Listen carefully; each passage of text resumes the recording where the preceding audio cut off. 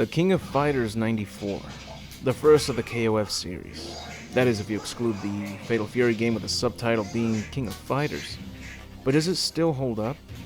Well, it was the first time we got to see some of our favorite SNK fighting games come together to create one iconic world tournament, bringing us characters from Fatal Fury, Art of Fighting, Ikari Warriors, and Psycho Soldier. 8 teams to choose from with 24 characters to play as. May seem quite generous when compared to today's routine class. Developers these days try teaching us how to play their games. Tutorials and practice modes can be neat and helpful, but intentionally forgetting to complete the game for DLC is quite dreadful. I like the Ikari team. Consists of my favorites, Ralph and Clark. Best grapplers in the game. Wish they had their own arc. I guess in a way they do, since they are from the Ikari Warriors games, and they actually take part in the Metal Slug series. The women's team is the only edited team, seeing as Mai Shiranui is from the Fatal Fury series, and both King and Yuri are from the Art of Fighting series. I'd say this makes them more appealing than my Cobra Kai Season 3 theories. King and Yuri can have part of their uniforms torn after being KO'd with a special move, something I'm sure would not be allowed these days, unless we go full equality and have Ryo's gi rip off and show his tighty whities with a bulge flopping. The Korean team is probably one of the best teams to choose if you really want to get through the arcade run. Kim's mid-air special can help you trick the AI into getting hit. Chang has one hell of a reach.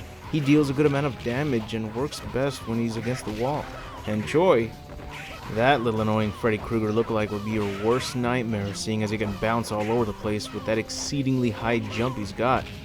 Choi is short enough to avoid certain specials and basic attacks, so if you're the one using this character, then it's a lot easier to trick the AI opponent when most of its counters are targeted towards every other character in the game. Rugol is the final boss and can easily be dealt with on both fights against him. Simply make him lose his patience to approach you, which drops his guard, leaving him open for a good plummet. If only I knew this strategy back when I spent countless quarters and pesos in hopes of beating this arcade game. I never thought about finding a loophole around the AI's defense systems. I just thought it was all skill. But I was far from right, as developers left the AI opponents with perks, cheats, ways to get the upper hand when dealing with a skilled player.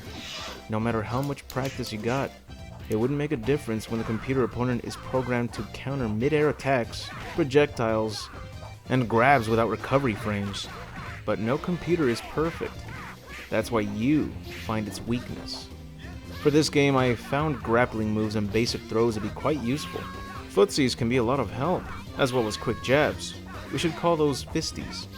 And if you're playing as the Mexico team, which is the Art of Fighting team, make great use of those mid-air special attacks, especially against Kyo Kusanagi's team, which I found to be the most difficult and frustrating team to defeat. If you ask me, the downsides to this game would be that you cannot run, dodge roll, edit your own teams, and most characters have very difficult inputs to pull off those desperate moves, or ultimates if you prefer calling them that. But with the features that this game lacks, come greater strengths like the music. How memorable are these tracks? And this one feature that seems to be absent throughout most of the KOF games, having a teammate interfere when a grab move is executed near them, stop the Scranton Strangler from strangling you, or Chin's old balls from teabagging you during a fight. Is that even legal? Whatever the case may be, the real question is, does the King of Fighters 94 still hold up? Indeed, it holds up well. Like the middle finger I give Capcom for deeming the Resident Evil 3 remake as a final product. Because as old as this relic is, I have more replay value playing with this. Yeah! That's it for the video. If you enjoyed the video, hit the like button to give this video a chance to grow. I'd like to thank all my Patreon supporters for their impeccable generosity. Your support means a lot to me, and you are part of the reason why I try to make the best content that I can. And if you like this content, check out the rest of my channel. You'll find more entertainment from separate franchises I like to cover, such as Mortal Kombat, Dragon Ball Z, Celebrity Deathmatch, Men in Black, The Mask, Batman comics, The Terminator, TMNT, Dino Crises, Resident Evil, and more. If you're a Patreon supporter, check out my exclusive videos such as the Gantz content. And if you'd like to show your support, go to my Patreon and support the channel, which is only $1. Sacrifice that McChicken for extra quality content, my friend. But anyways, I'll see you all in the next video, and remember to have an awesome day.